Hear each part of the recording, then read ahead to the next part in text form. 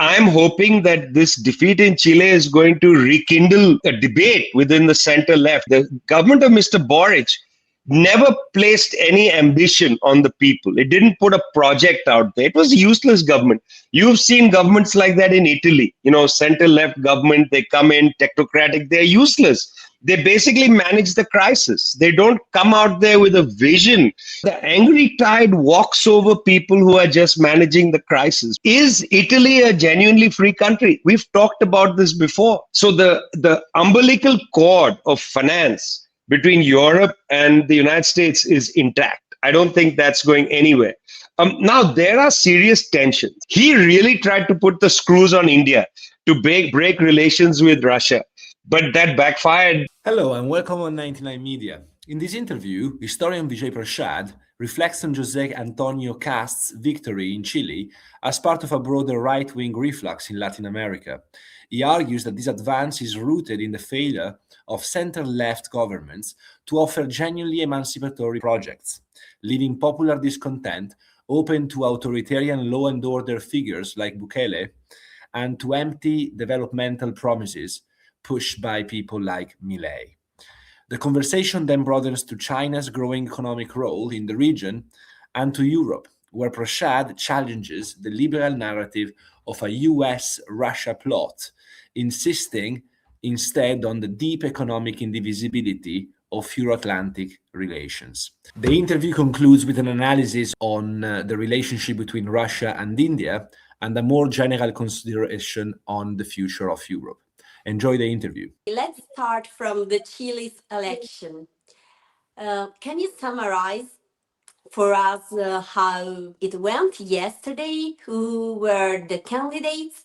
And also, do you think that there is a connection, there is a link to the Trump administration Donroe doctrine?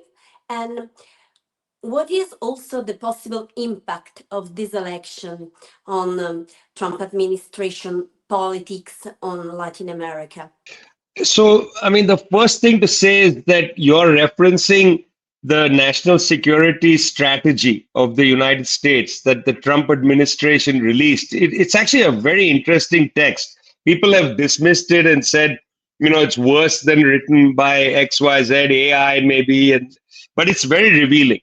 Because what it shows is a kind of realistic understanding of the world.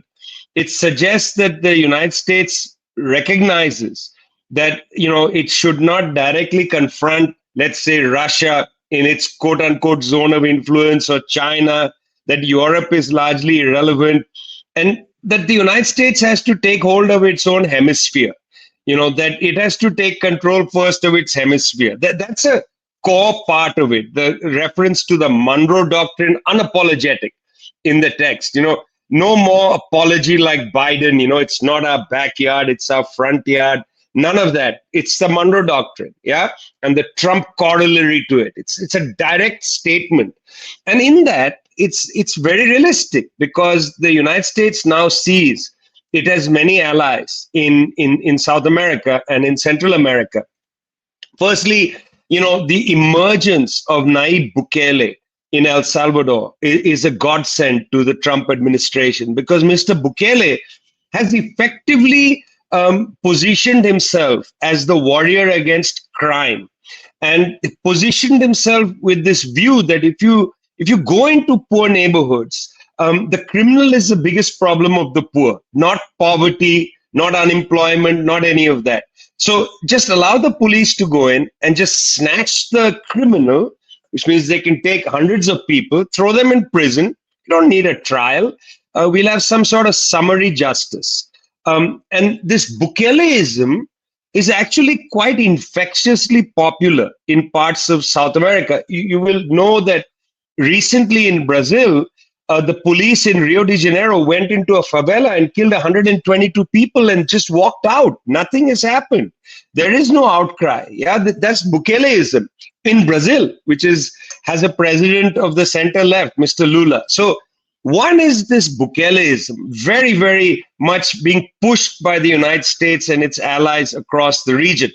Secondly, the emergence of Javier Milei in Argentina, has positioned a kind of right-wing vision for the economy, that they will kickstart the economy, unlike the kind of liberal holding things together, Lagarde going to the IMF. They're going to kickstart the economy. He has put a certain energy, whatever the errors or the garbage in what he's saying, he has brought a certain energy to the issue of economic discourse. And Trump basically said to the people of Argentina, if you don't vote for his people in the local elections, we're not going to back this government financially. And so, they triumphed in a local election despite being unpopular. I'm calling this the angry tide, somewhere between Bukele of El Salvador and Milei's kind of new economics. There is an angry tide, not the pink tide anymore. And you see this in Daniel Noboa up in the Andes, very much pushing this kind of politics. You see this in Bolivia, where the left was basically outclassed, and you had the traditional right and center right in the second round of the presidential election. Everywhere south of the Mexican border, because Mexico is on a different trajectory, you see some variant of this Bukeleism plus Mileism, and therefore, before I come to Chile, therefore, you see this immense military push to get rid of the obstacle of Venezuela and the obstacle of Cuba. They know these countries are linked, that capturing the oil tanker going from Venezuela to Cuba is a way of sending a message that we're going to overthrow Venezuela first. Maria Corina Machado, so-called opposition politician in Venezuela, is given the Nobel Prize. Europe doing a kind of political laundry work. This is political laundering for the United States, laundering their regime change operation by giving Maria Corina Machado and the head of the Nobel Committee saying Mr. Maduro should step aside. I mean, it's obnoxious interference, but seen as totally acceptable. If you get rid of Venezuela's Bolivarian process, the Cuban Revolution will be imperiled. And then the obstacles of Cuba, Venezuela, Nicaragua will be removed, and the United States has the hemisphere again. Chile comes in the middle of this angry tide.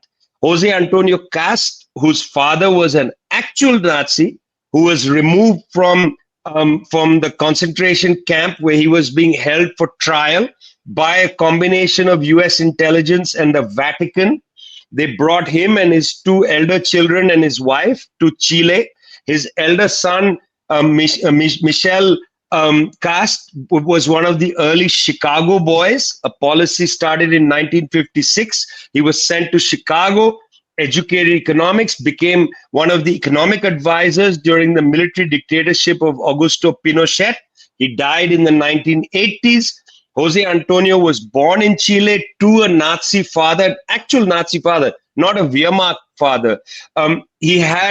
There are photographs of Jose Antonio with other Nazis, particularly Nazis who were cruel to children. A well-known pedophile expelled from the Bundesrepublik of Germany comes to Chile during the dictatorship, sets up a camp, Colonia Dignidad, where they basically have children both sexually abused and producing goods and services. Pictures of Jose Antonio Cast with him. During the referendum in 1980s to end the dictatorship, a young Jose Antonio Cast made a broadcast where he said to support the dictatorship. I mean, this is the guy who was the candidate from the right in this election. Now, the candidate from the left was a communist, Janet Hara, comes from the Communist Party, pretty moderate communist, but communist nonetheless. Her victory in the left wing or the center left primary is actually an indictment of the political formation of President Gabriel Boric's Frente Amplio, whose party barely got any showing. The party of Salvador Allende, Socialist Party, barely any showing. The candidates of the center left were pathetic. And that's how Janet Hara, the communist, won that primary. That she was able to get up to 40% of the vote in the second round of the presidential election is incredible. I thought she would be held at about 30%. She got 40%. Mr. Cast got 58%. He got the votes of the traditional right, the oligarchy, the hard right, everybody. Also, there's compulsory voting in Chile. And there has been since the constitution failed. That should set off some alarm bells. What's the problem with compulsory voting? I don't have any problem with compulsory voting as an idea, but in Chile, it posed a challenge. Previous to compulsory voting, a large section of evangelical Christians refused to vote because they said our only leader is God. God is our only leader. Jesus Christ is the savior. We are not voting. Well, now you told them if you don't vote, it's $100 fine, 100 US dollar, roughly $108 or so fine. So people go and vote, and obviously they are going to vote for the right. So, you democratize voting, you tell people who believe the savior is the only one who's the leader, they are going to have to vote. They're voting for the right. Now, that's good, actually, because it's democratic. Everybody should vote. I agree with that. That demonstrates what a country really is like. You have to win people over, and I'm hoping that this defeat in Chile is going to rekindle a debate within the center left, particularly. The government of Mr. Boric never placed any ambition on the people. It didn't put a project out there. It was a useless government. You've seen governments like that in Italy, center left government, they come in technocratic, they're useless. They basically manage the crisis. They don't come out there with a vision, free public transport for school children. We're going to, without corruption, deal with the pension reform. No, it's just sat around waiting for the term to end. And so the angry tide walks over people who are just managing the crisis. We are going to go through a period now where the angry tide will prevail in Latin America. The issue is, what do the people's movements do? Are they going to simply yell and scream fascism, which to me is just not the approach they should take?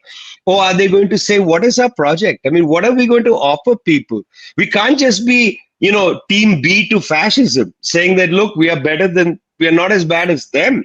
Nobody wants to vote for that. You can't also tiptoe towards fascism and say, yes, immigration is a problem.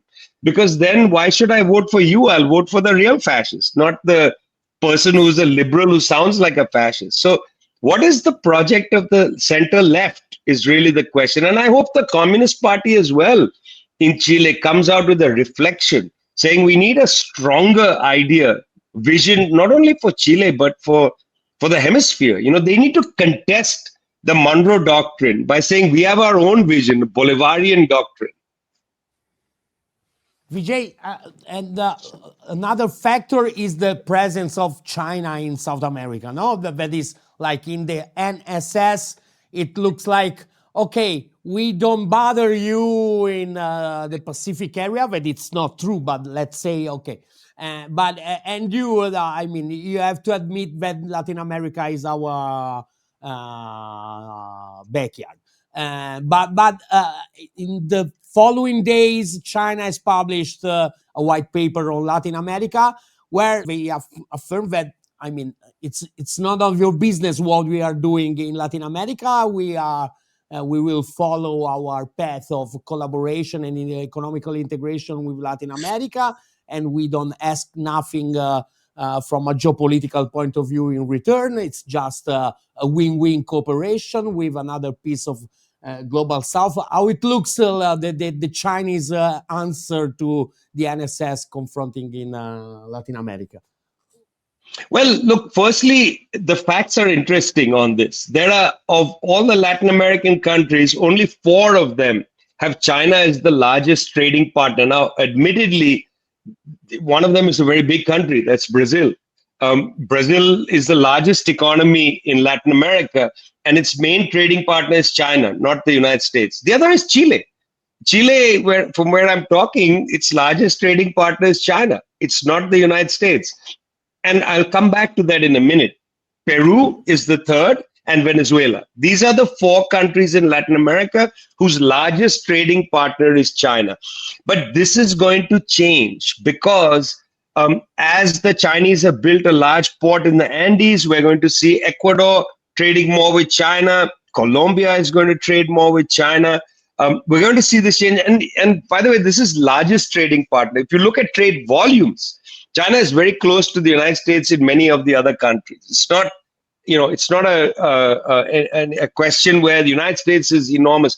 With Mexico, it's different because they basically are in a trade agreement and so on. But if you look at the situation, China is not overwhelmingly the largest trading partner for everybody. It's still the United States. But, Chile, a country with a lot of mineral production as its principal exports, cannot pivot easily. Who is Chile going to sell copper, iron ore?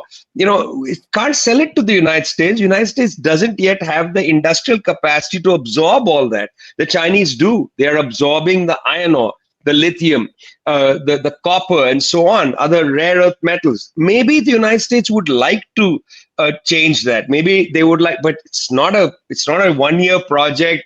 It's not a 4-year project. Cast is the president for. It's not a 10-year project. This is going to take a long time for the US to reestablish an industrial production capacity which can absorb the exports from a country like Chile, just like Australia. Australia's largest trading partner is China, and it exports mainly these kind of metals, iron ore and so on, which are essential for construction and things that are happening not only within China, but in the Belt and Road system in general. The United States doesn't have the capacity to absorb all that. So this contest between the US and China, it's not a geopolitical contest, actually. It's in fact an economic or trade contest. The Chinese do not have military bases in South America. They don't have any interest in it. The Chinese have said, we do not want to see the overthrow of Cuba, regime change in Venezuela. They put that on the table. And in fact, to be very clear, a large part of the US political class is against regime change in Venezuela. It's not that there's, if they go to a vote in the US Congress, surprisingly, a large section of people will say no to this. Yeah, they don't want the Iraq stain on them. They know that this could end up being a absolutely maddening conflict. So the Chinese are merely saying, stop doing those reckless things. We just want to trade. Now, where is the contest there? Chile doesn't want to sell to China. Well, stop selling to China. The Chinese have enough buying capacity in Asia and in Australia. They will not be totally devastated. It's just that then who will Chile sell to? Is it going to sell to Brazil? To do what? The South American integration, economic, it is very low. So inter-South American trade, I'm talking just South America. Inter-South American trade is very low compared to what it could be.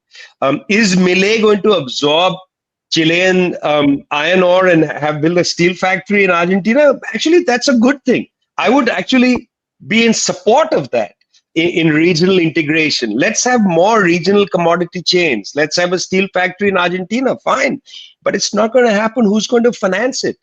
In the end of the day, you're going to go running to Asia to raise the financing for it. So actually, this geopolitical contest, China, US, it's a little bit of a hallucination. It's real. It's like a nightmare. It's real.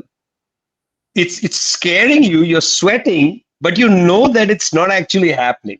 This shift in Trump's foreign policy, which I guess, we have just said, it's a new form of imperialism, more focused on his own backyard, is also impacting US relationship with Europe.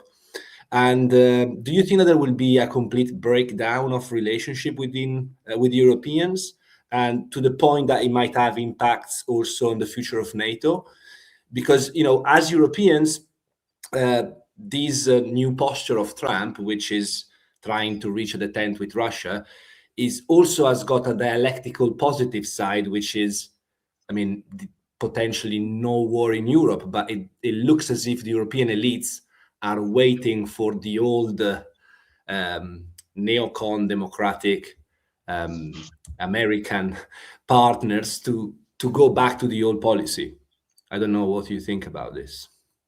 Well, again, let's start with the basis, as it were. Yeah, US-European Union bilateral trade is perhaps the largest in the world. It's trillions of dollars of two-way trade. Yeah, I don't think anybody wants this disrupted. There will be there will be a immense international struggle of the bourgeoisie against any attempt to basically cut this. I think it's very irresponsible to say that, oh, these relations will be sundered. It's not possible. They are held together by a transatlantic cable of money, that holds together Europe to the United States. The German bourgeoisie does not put a lot of its wealth into the DAX. It holds it in New York, in BlackRock, and so on. So the umbilical cord of finance between Europe and the United States is intact. I don't think that's going anywhere. Now, there are serious tensions. Sometimes I think Trump doesn't know the institutional difference between Europe, the European Union, the European parliamentary institutions, NATO, and so on. I think he just sort of bundles it all together. It's like all of you have to raise your defense spending to 5%. Well, what if you're a European but not a NATO member? Which is, in a way, a little bizarre for the people of the United Kingdom, because they left Europe with the hope that they could get closer to the United States. But Trump just treats them all as Europe and says, increase your military spending to 5%. This is going to be an enormous burden on European countries. I've just written an article, done a calculation. If all European countries, if all NATO countries, forget the other European states, if all NATO countries raise their military budgets to 5% of GDP, this is going to increase carbon emissions in Europe to the current total carbon emissions of Italy. So Italy's total carbon emissions now will be the increase of carbon emissions in Europe if you go to 5% of GDP. And I don't think anybody has done this calculation and talked about it. Yeah, the European states are going to go ahead with increasing because they don't want to have a rupture with the United States. Why? This is a question you have to ask your leaders. Is Italy a genuinely free country? We've talked about this before. When Meloni was campaigning, she was all out there saying, NATO, this, that, we don't want to get, and then she becomes the, prime minister, and she's like, yes, NATO, great. Why? Because you've got US military bases on your territory. Is that it? Are you still a US military colony? I don't know. This is a question to ask the European political class. Why not break with the United States? Why not tell your own bourgeoisie that we're going to look elsewhere for financing and for investment? We're going to integrate with Asia. We'll integrate with... What's Europe's Africa policy? Seems pretty pathetic. The only thing I can see is the French wanting to bomb countries. They just bombed Benin just a couple of weeks ago with very little conversation in France about that. Just sort of happened, a colonial bombing. What's Europe's Africa policy? I haven't seen quote unquote white paper on Europe's Africa policy. What's Europe's Latin America policy? From Santiago, there are as many direct flights to Madrid as to New York. Why isn't there a European policy regarding these countries? These countries still look to Mother Europe. The kids go for their postgraduate middle class, upper middle class kids go for a week to Madrid from Santiago, from Buenos Aires, to go back to the mother country. I don't know what Europe's Latin America. So Europe is behaving like a subsidiary power of the United States. And I don't think, Trump can say whatever he wants. These leaders that you have continue to say, okay, we'll acknowledge what you're saying and we'll try to meet your demands. I mean, where's the break? I haven't seen a break with the United States. Even on Ukraine, this idea that there's going to be a special summit, Merz, Starmer, Macron, what did they come up with? Promises that are completely illusionary. Can Europe, and by the way, we're talking about two nuclear powered states, France and the United Kingdom. They don't have any ability to exercise power on the continent. The British former head of their army made a statement in the parliament saying, listen, we have only 10 days of ordnance if we had to fight a war. 10 days. I mean, that was said in the British parliament. For God's sake, What power do you have? They rely on they've since the 1940s relied on the United States for power projection. And I mean, unless Europe has a serious reconsideration, of its role in the world, which includes coming to terms with its colonial heritage and so on, it's a joke. Yeah. I was asking because it looks to me that there is at least a part of the European elites that are even framing the conversation in opposition to Trump. Like I've heard Carlo Calenda, who is a liberal, center liberal, calling Trump imperialist and advocating a new protagonism of Europe in Ukraine, a little bit as if we were going to develop our own type of near borders imperialism. So I was wondering if that might be a strategy, if it is a strategy to gain time until the Democrats will be back, and they hope they will be able to act as loyal allies, vassals of the old type of imperialism, which was the one that saw in Russia the first enemy, a regime change in Russia, just to go back to Biden's policy. I mean, in what way is Trump more an imperialist than anybody?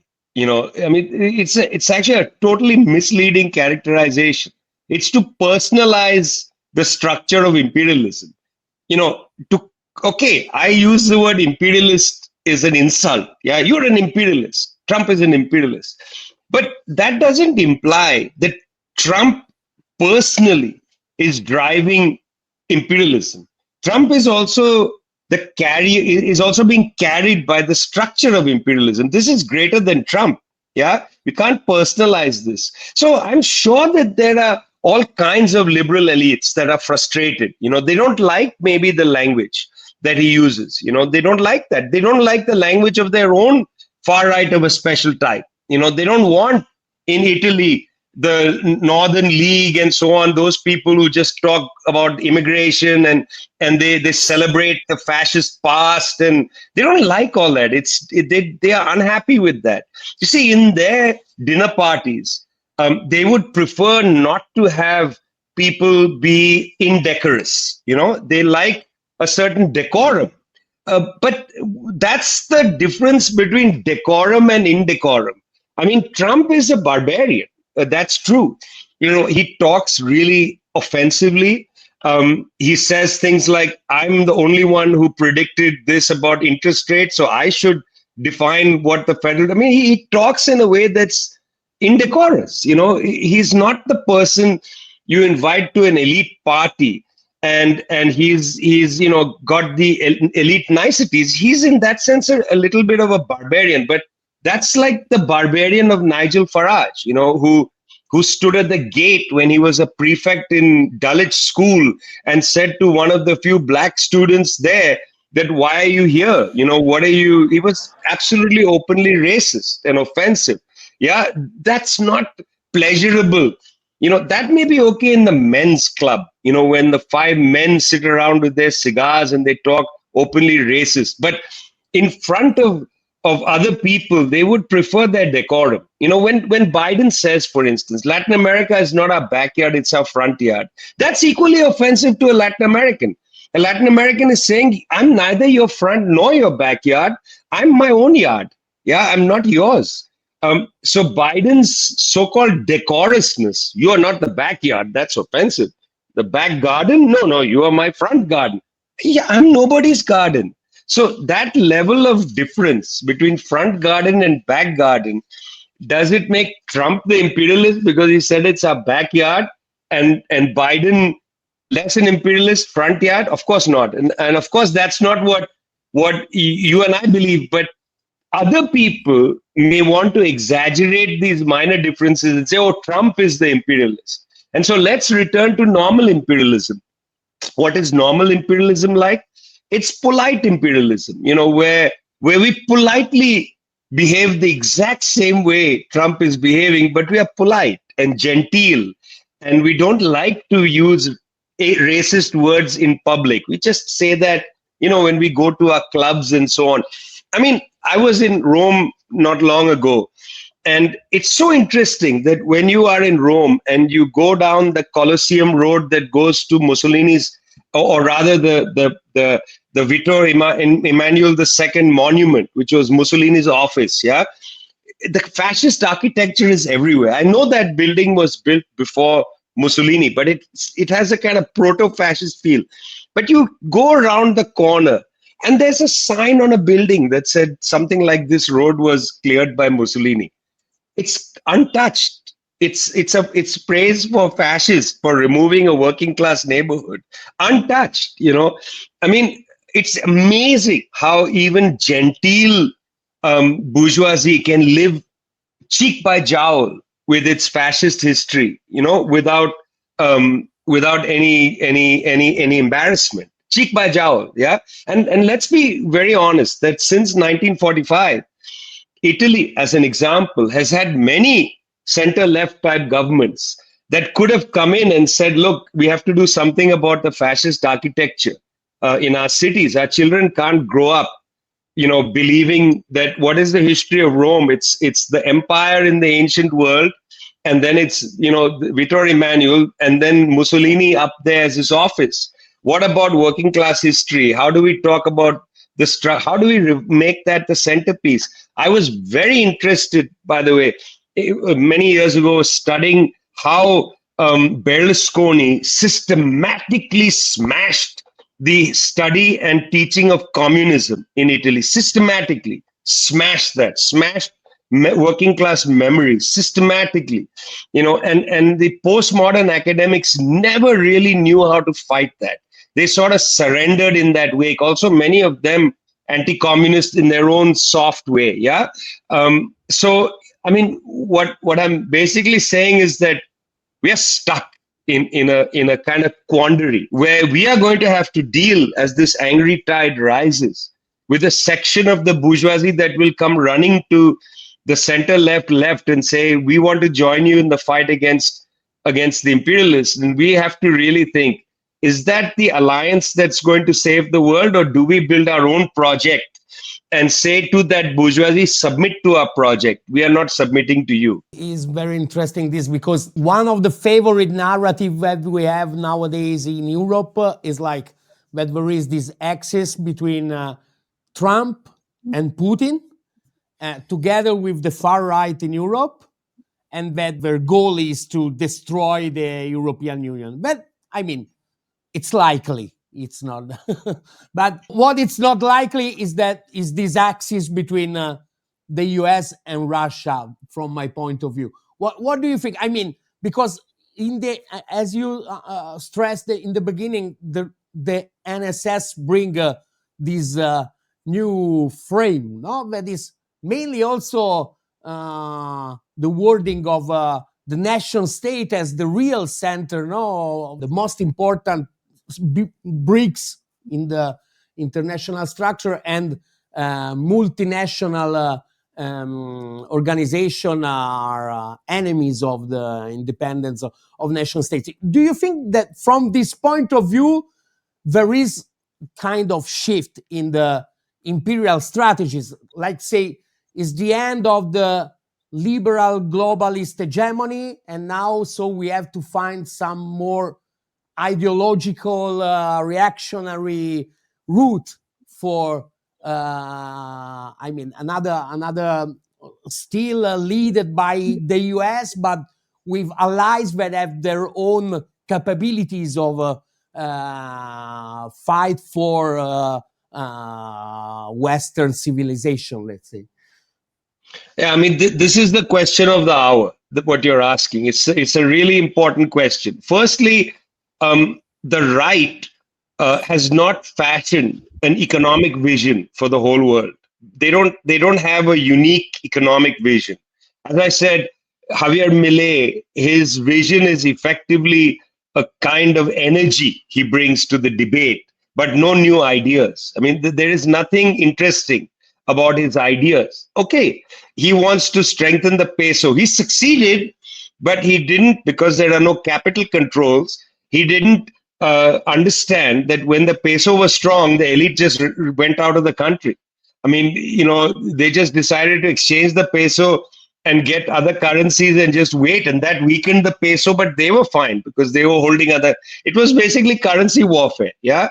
And he hadn't capital controls. They don't have a vision for the economy that's robust, that can solve people's problems. I think this is a very clear thing, which is why they lean so heavily into the so-called cultural issues, anti-woke, anti-women, anti-gay, anti-trans, anti-this, anti-that. It's all that old soup of the cultural malaise.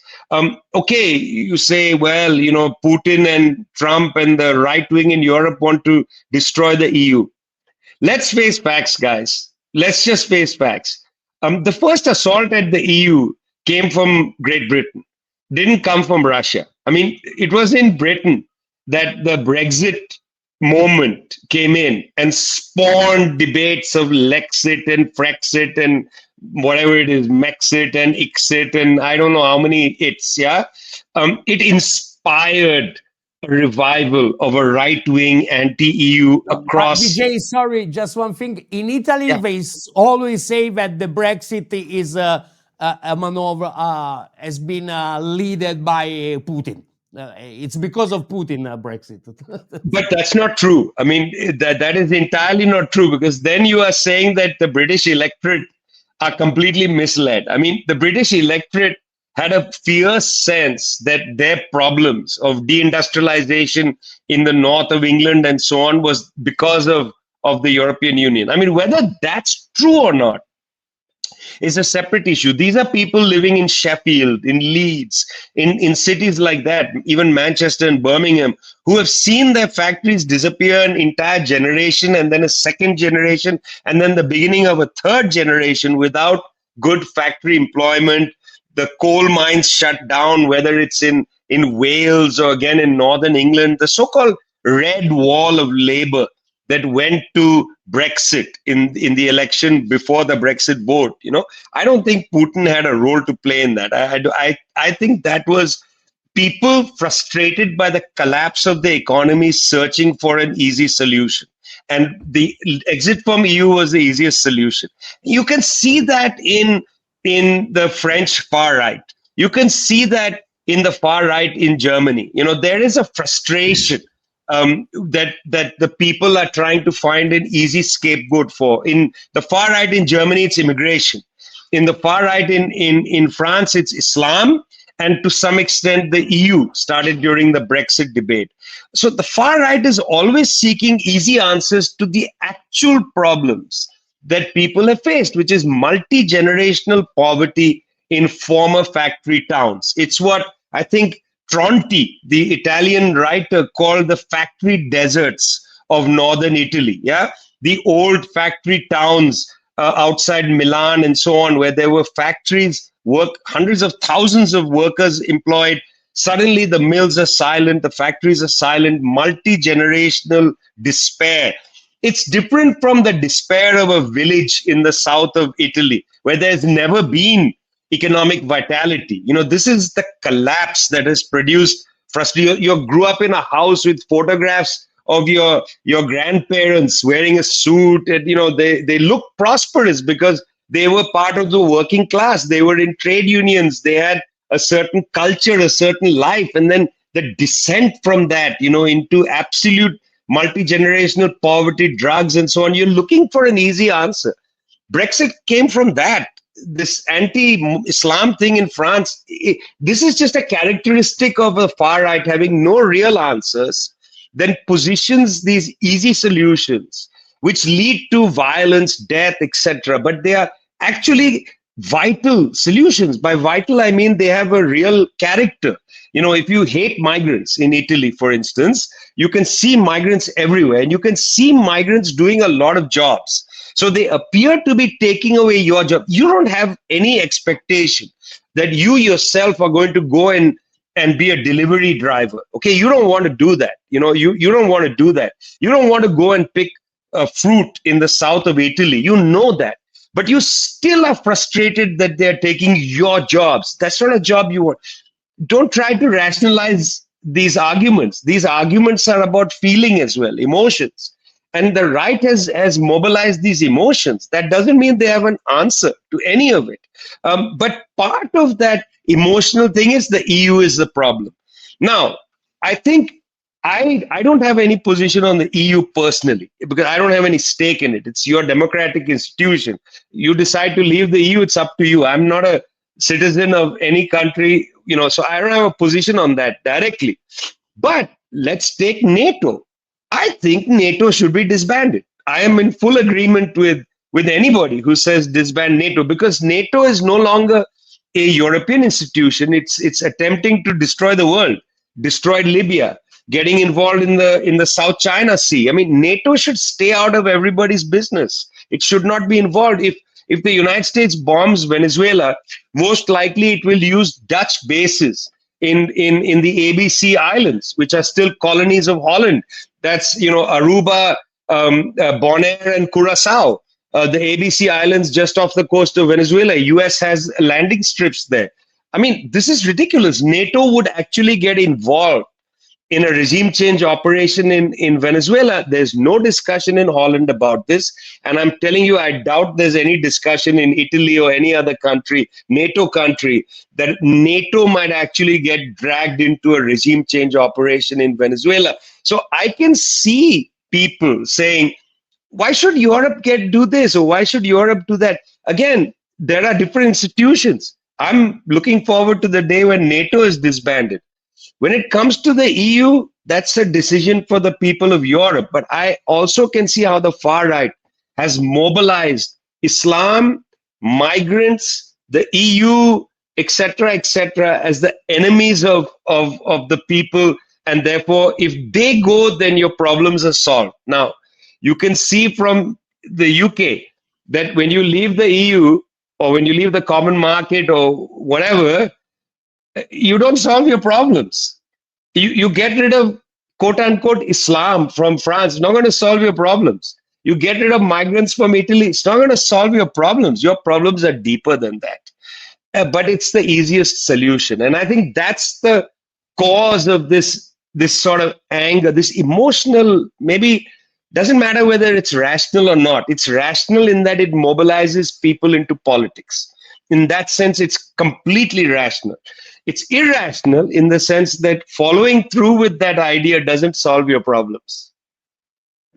There is not a rationality from the ruling class that, I mean, because of the deep cries of liberal globalization hegemony cycle, you need a new nationalism somehow. And this kind of multinational aggregation that, I mean, they are far from being able to activate, as you say, that part. Because, for example, today in our countries, we have this big debate about the military service compulsory again, no?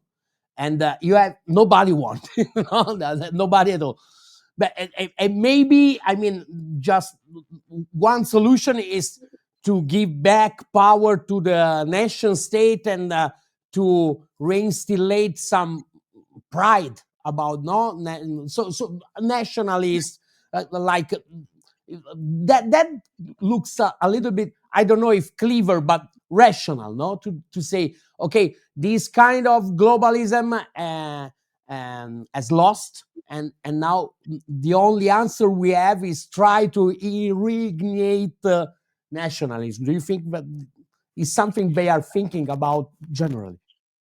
I mean, it's really silly, okay, for us to believe as humans that it's so easy to leapfrog over the kind of emotional identities that we create. Okay, I mean, let's take the case of sports. You know, if there's a football match, Italy playing, I don't know, Argentina, you are going to feel you want Italy to win. You're going to wear the colors or whatever. You're going to be, yes, go Italy, whatever.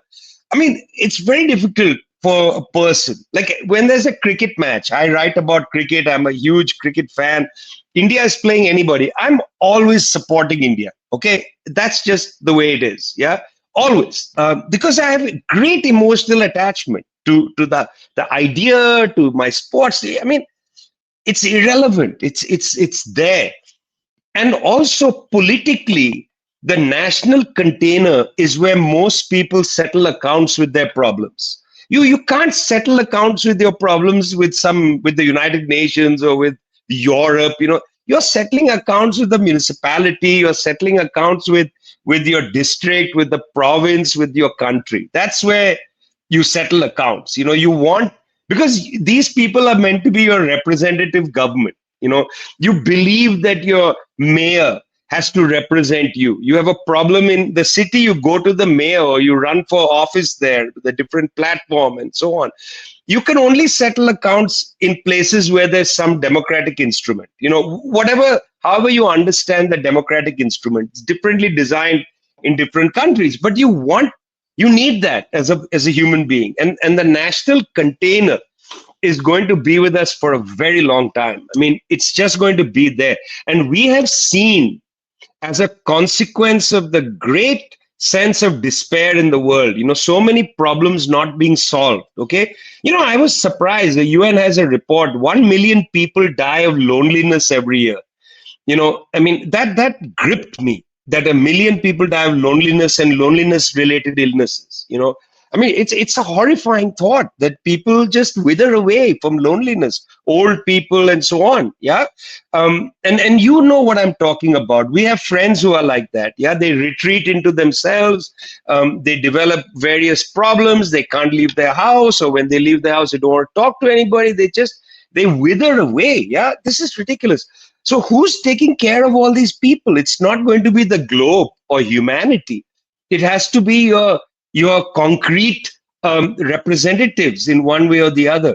And also it has to be your organizations that surround you. We can only work where we live. And so the national question of solving problems at a national level, at a provincial level, at a municipal or some sort of local level, this is jump up. We can't leap over this right now. However much we have a digital global platform and whatever, can't leap over this. I can't complain to Antonio Guterres about a problem I have with my life. I don't know how to reach him. He's the Secretary General of the UN. He's busy dealing with the genocide in Palestine. So I go to a local representative. We desperately seek some form of listening so that I don't retreat into loneliness and depoliticization. People want that. Yesterday, Jose Antonio Cast wins in Chile.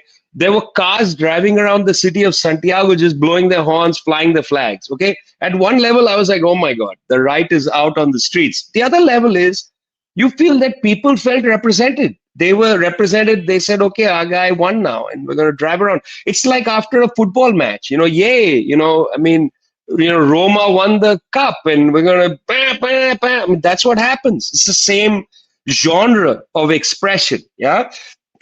That's where we are. We historically are not post-national. Whatever people might say, we are not global. There is no global representation. We are still in the national container and will be for a very long time, even though there are now global technologies to unite us. But from this point of view, how do you see the big meeting that has been between Putin and Modi? I mean, do you think that is like they are going in the same direction that Trump has put in the NSS? Or, I mean, it's an obstacle or is something that will facilitate that kind of shift? See, firstly, before I get to that, and I'm going to answer the question by starting with Europe again, because I actually think there are lots of institutions in Europe that are very important. The Schengen visa system, for instance, is an essential element of regional cooperation. People can go across countries without having to get visas. That's incredible. The ability of young people to travel and get to know each other, incredible. The importance of having some affiliations of universities is incredible. The transaction costs for goods and services to move within the common market is incredible. I don't think we should at the same time say that all the European institutions are bad. We make the mistake of Trump. Yeah, we need to disaggregate them.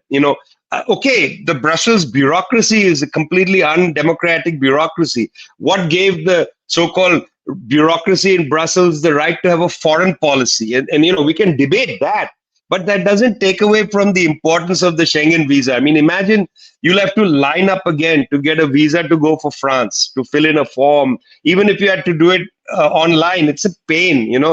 Young kids can take a train and go and backpack and do whatever. It's an amazing institution. I would like that institution for South Asia. I would like to see India, Pakistan, Nepal, Bangladesh, visa-free movement, peace agreements between these countries. It'll improve our economic prospects. It'll improve the everyday life. Students can travel back and forth, get to know each other, and perhaps they could take a train to Russia. High-speed rail going right through Afghanistan. What an amazing future that would be. The integration of Asia north-south, not just east-west. Impressive development.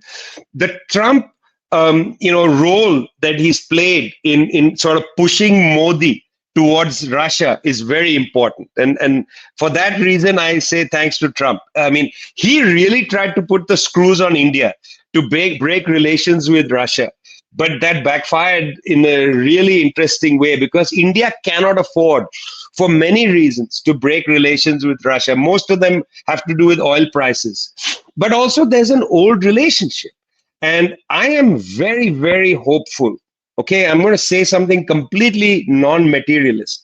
But I am very, very hopeful that somehow this relation between Modi or India, Russia, and China is going to help eventually settle the disputes between India and China and probably between India and Pakistan. If India and Pakistan settle its disputes, India and Nepal's disputes will be off the table, India-Bangladesh dispute off the table. Maybe Pakistan's border dispute with Afghanistan would also start to evaporate. This whole area of the world, South Asia, is eclipsed by border disputes. You have no idea. I mean, Afghanistan and Pakistan do not really recognize each other. They don't have a border. Yeah, they have no border between them because they had dispute the whole region of the Pakhtuns. That whole area is disputed despite Pakistan's role in Afghanistan politics and so on. It's crazy. India and Nepal dispute a part of the territory known as Kala Pani. It's crazy. Nepal is such a small country. Why is India flexing it and entirely reliant on Indian goods and services because it's landlocked? Yeah. So what I'm saying is that this deal between or relationship between Russia and India and China could in fact settle some things in South Asia. And then in South Asia, we could have a kind of Schengen visa. We could have a kind of European common market where goods don't have to have huge transaction costs. I don't want our friends in Europe to also think about Europe as a project that, there are elements of it that are vital and you must defend them. Yeah, the Schengen visa is vital. It must be defended. I don't know what your position is on it, but I think of it from the standpoint of that young person in Francesca's frame. That young person grown up in a few years will take a backpack and go off and explore at least Europe, if not, take a flight to go elsewhere in the world where people must travel and get to know each other. But certainly the Schengen visa, I would love that in South Asia, if not all of Asia.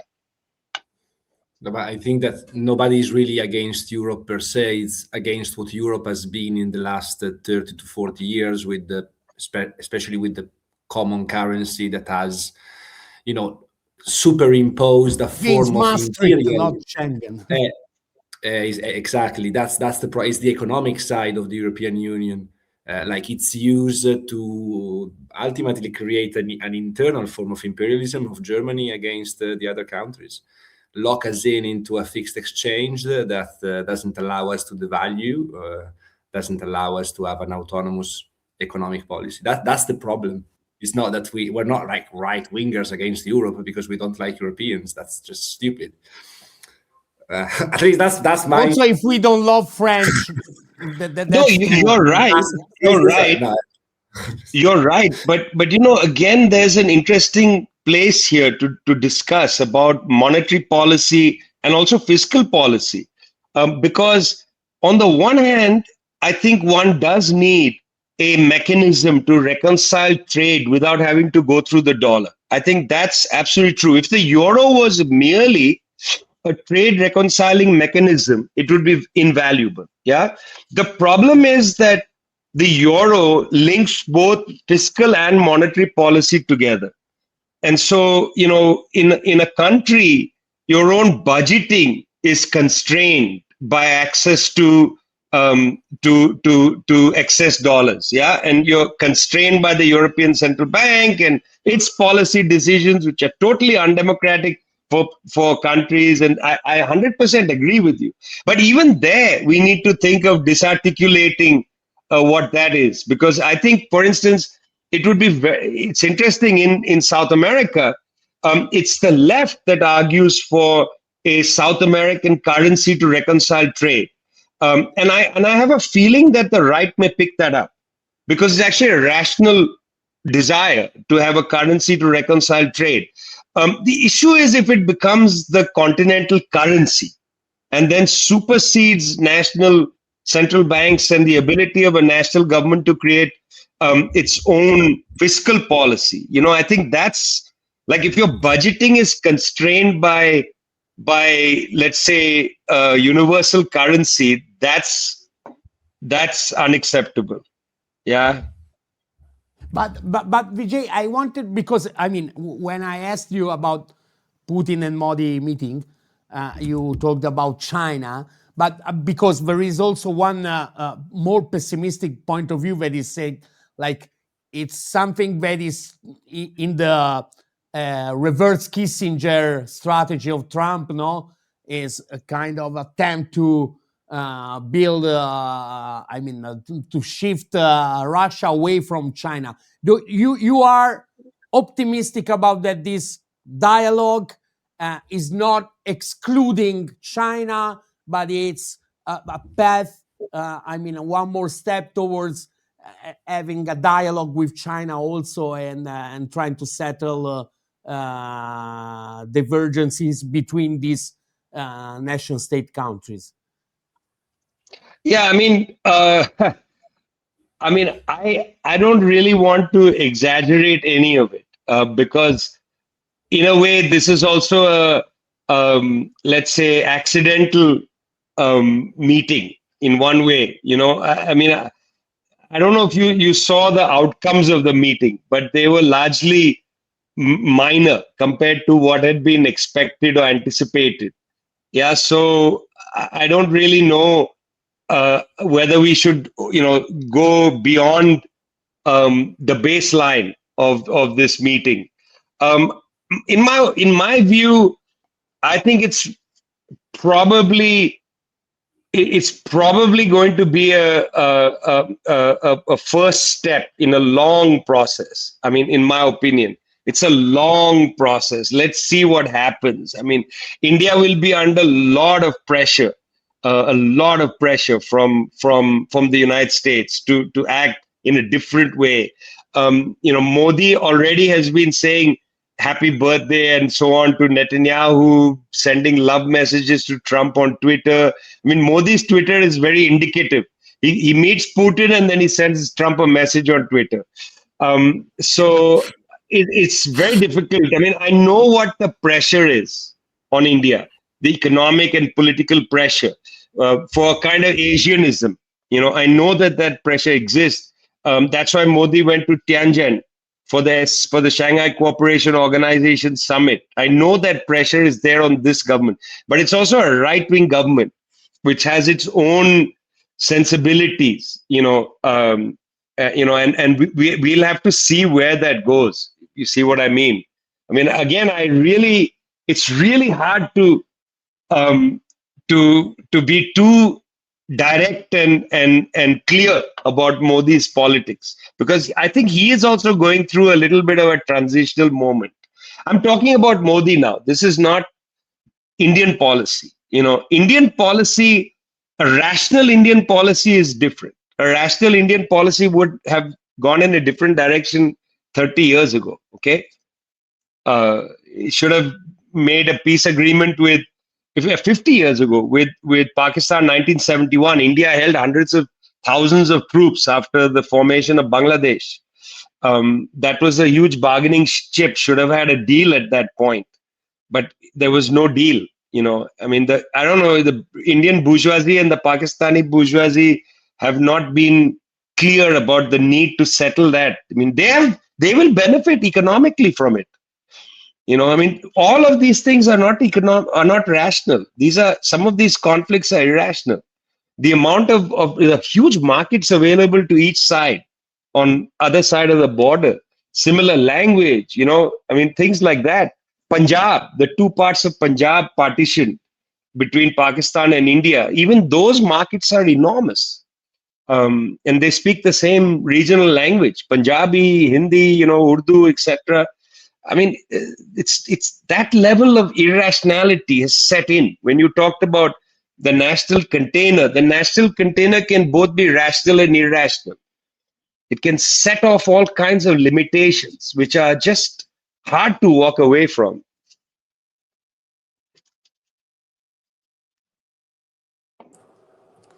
Vijay, may I ask you something that is not really related to this conversation that we had?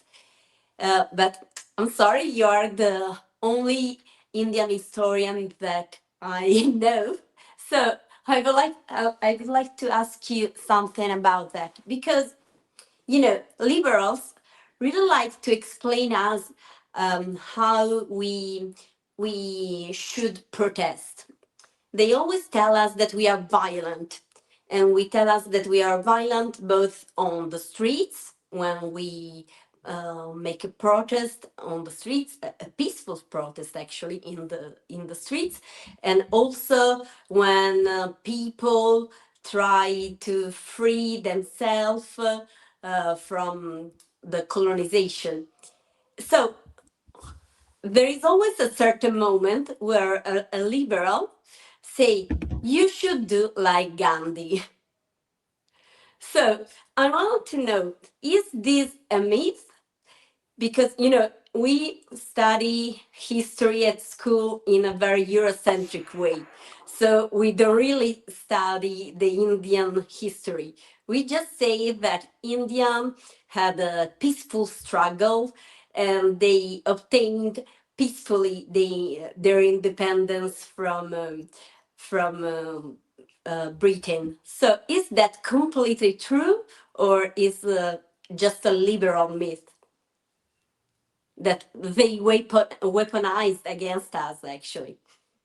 Well, I mean, what is a peaceful struggle? When the people of Bihar protested in 1942 against British imperialism in the Quit India movement, they faced aerial bombardment from the British.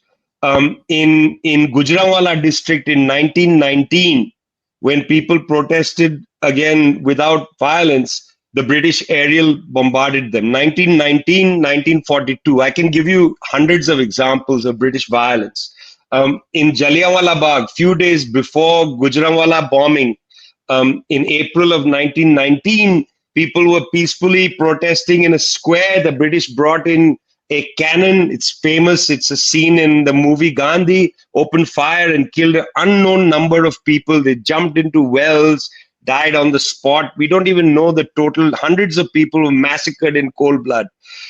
So it was not a peaceful protest. It was violent. But the British imposed the violence. And when people say, well, Gandhi's protest was peaceful, that's not true. The British imposed violence upon people who were protesting peacefully. So it was not that they protested peacefully, the British shook their hands and left. The British fought them violently and therefore provoked a lot of violent responses. There was a lot of violence. There was There were young people in the Hindustan Socialist Republican Army, people like Bhagat Singh and Rajguru and Sukhdev, who believed in armed struggle. Bhagat Singh wrote as a young man, he was hung by the British at the age of 23. Gandhi did not intercede on his behalf when he was to be hung. He wrote in prison that he said, to build a mass movement, non-violence, but in times of absolute necessity, violence. That's a direct quote from this young man. In times of absolute necessity, violence. If the British are killing you, you're going to fight back. And people did. And that's a part of our national struggle.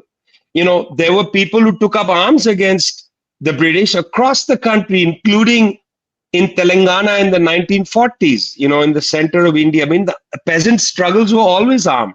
Peasants are not crazy, okay? All farmer struggles are armed. Why? Because they work with arms. They have pickaxes and pitchforks and hunting rifles and so on.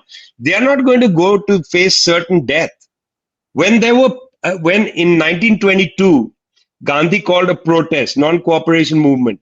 Some people in the town of Chauri Chaura, outside Gorakhpur, went to the police station, set it on fire, killing the policemen inside. Gandhi called off the protest. People were upset with Gandhi. So it's not true that the peaceful way, all struggles, every struggle in the world starts with a civic struggle, peaceful struggle. All the armed struggles start with, after 1945, Ho Chi Minh declares independence for Vietnam, right? In Hanoi. He goes and makes a speech and says, we are now an independent country. Okay. But no, France invades Vietnam again, saying we want our colony back. And they impose a war on the Vietnamese. In Guinea-Bissau, Amilcar Cabral, and they take a petition. The working class is on strike. The Portuguese turn their guns on the working class, kill the workers. They impose an armed struggle on the people. So I reject the idea that liberation movements are by nature violent. No.